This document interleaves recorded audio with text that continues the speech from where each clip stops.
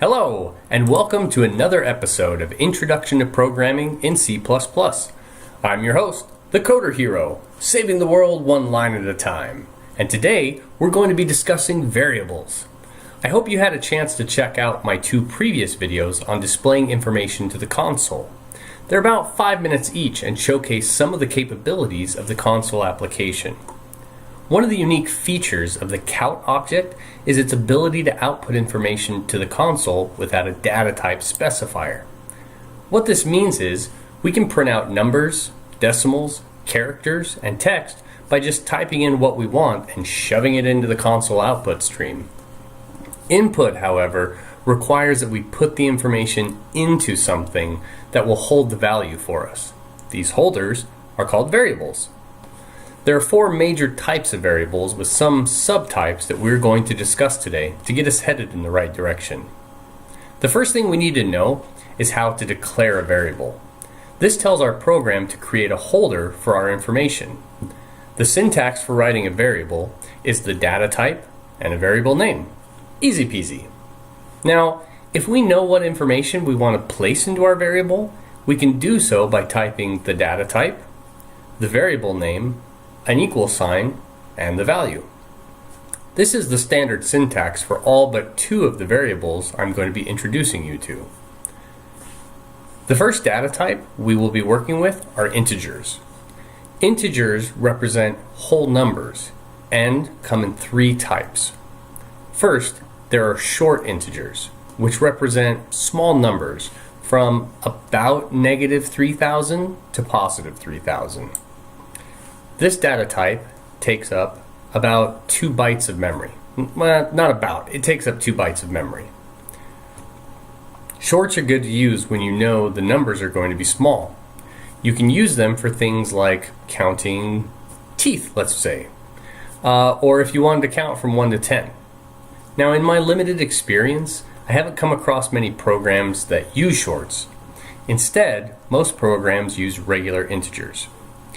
Regular integers represent whole numbers from about -2 billion to +2 billion. Regular integers are good for keeping count and are commonly used in programs. The reason integers are used more than shorts is because you often don't know how big of a number your variable is going to hold beforehand. For example, if you're going to hold age or square footage, you might want to declare an integer to ensure you have enough memory to hold your number. Integers require twice as much memory as a short and take 4 bytes of memory. Due to their versatility, integers can be used to keep track of almost anything. For example, you might want to keep track of how many rooms are in your house. Or, if you're interested, how many rooms are in an entire city block. Now, if you need to count things like, say, the stars in the sky, you're going to have to use something a little bigger than an integer. You'll have to use a long integer variable. This variable can hold numbers from like -9 zillion to 9 zillion, or something like that. You declare this integer by typing long int, the variable name, and then you assign it some sort of astronomical number like -3 quadrillion or something like that. I don't know. This type of integer, though, requires 8 bytes of memory to hold its value. And although I can't imagine what you would actually use a long integer for, I'm sure it has some sort of practical application in the programming world. Now, if you're working with decimals, you can't use integers because it rounds the decimal places up.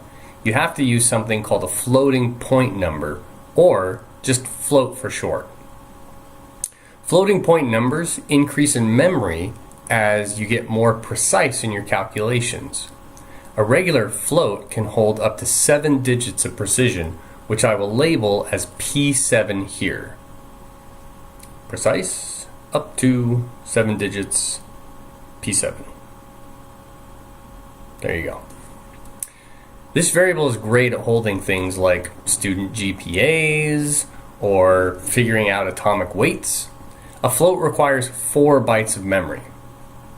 Now, just as an integer, we use our variable syntax to declare a float and assign it a value. Here, you can see a precision of 6 digits. If you go over a float's decimal place precision capabilities, the program will round the last digit of the float and you lose some precision. The next subtype of float is called a double. If we need to double the precision value of a float, we do so by declaring a double variable. A double can hold a number with a precision of roughly 15 digits and requires 8 bytes of memory. Doubles are used to hold values representing very small numbers or very accurate measurements. If you were to measure something like a grain of sand, you might want to use a double to hold its value. This value has 14 digits worth of decimal places. I imagine you would use this to calculate theoretical physics like black holes or something. I'm not a math geek, so doubles are kind of mysterious to me. For even greater precision, you can use a long double. Unlike the integer long, this variable only increases the precision by 4 digits to give you 19 digits of precision, but still requires twice as much memory, taking a whopping 16 bytes of memory. Don't be alarmed though. 16 bytes is so small, I could use a short integer to keep track of it. It's a variable joke. Anyways, here I've assigned the variable hair width 18 digits of precision. Now I have no clue why you would need to be so precise, but there it is. Wow indeed. Let me make a little room here so you can get a better view of our next variable. Now that we've dealt with numbers, let's move on to characters. Characters are single entities requiring only 1 byte of memory space for each. Characters can be symbols, letters, or numbers. Each character is declared the same way, but the value must be wrapped in single quotation marks, like so. You can even use a character variable to hold things like a quotation mark or a period. Any singular printable character requires only 1 byte of memory space. Now, I wanted to showcase the versatility of the character variable, so I included a symbol, and then next a letter, and then a number, and lastly a special character. Now, if you're following along and your screen looks different than mine, don't be alarmed. I changed the color of my text for greater visibility. These character values normally show up as bright yellow by default. Speaking of text, if you want to hold multiple characters, commonly known as text, you have to put it into a special variable known as an array.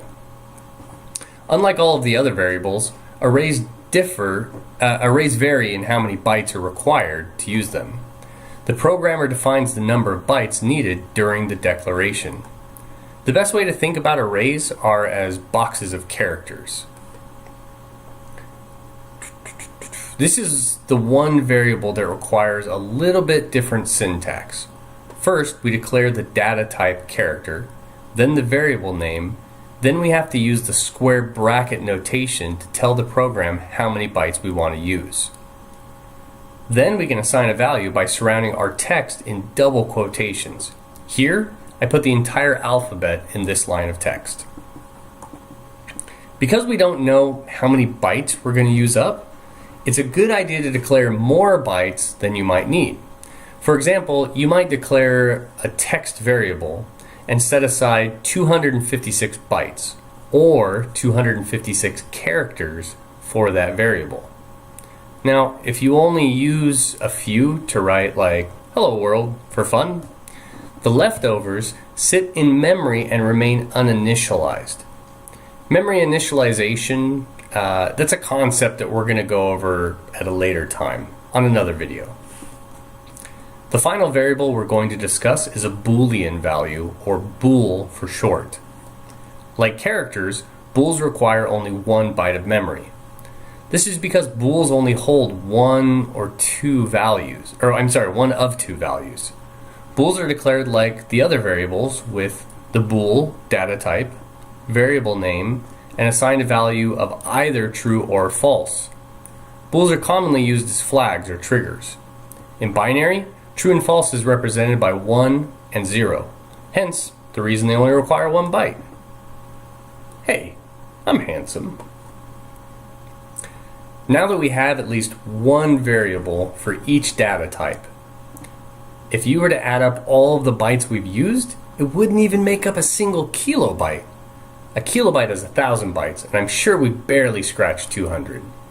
Let's run our program and make sure we don't have any syntax errors. Nice and clean. Perfect. Now that we've covered all of the data types, I want to talk to you about declaring a variable and assigning a variable. If you remember when we were talking about integers, I created 2 integers, age and square feet, but I didn't assign them a value. When you create a variable without assigning it a value, it's called declaring a variable. You declare a variable so that you can use it later in your program, like when you're taking input from a user. To assign a variable a value after it has been declared, you only need to type in the variable name, equals, and a value. Because you declare the data type earlier in the program, the computer knows what value to look for when you assign it to the variable. Since square feet is a regular integer, we'll assign it 56,000 to hold the square footage of, say, a large building. Now, this works regardless of the data type. If I wanted to declare a double jumper, I would declare it, and then later in my program, I would assign it a value. The same works with single character variables. For example, here's the variable letter H, and then hypothetically this is later on in my program, we assign letter H the letter H.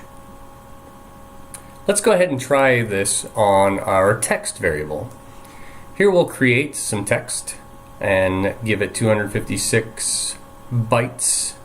And then we'll go ahead and put some text and assign it the value of some text. Nice. Let's go ahead and run our program. Oh no, we got an error. See, arrays are special variables that have to be handled a little differently. For now, we're just going to go ahead and assign our SumText variable some text to make everything work properly. We'll go over how to handle variables in another video. Let's go ahead and run it. And nice. Perfect.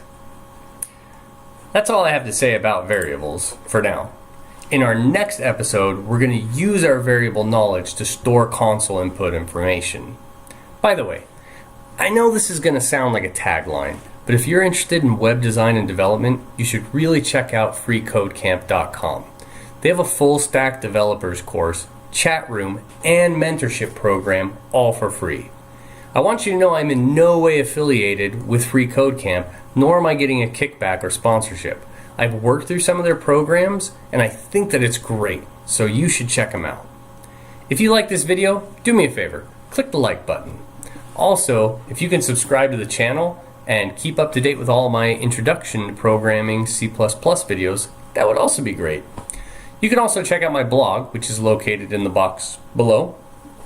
And if you'd like a copy of this code, click on over to my GitHub account where you can find this and more code available for free.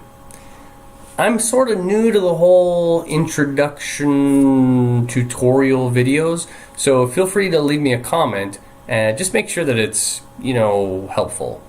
Thanks for watching, and I'll code with you next time.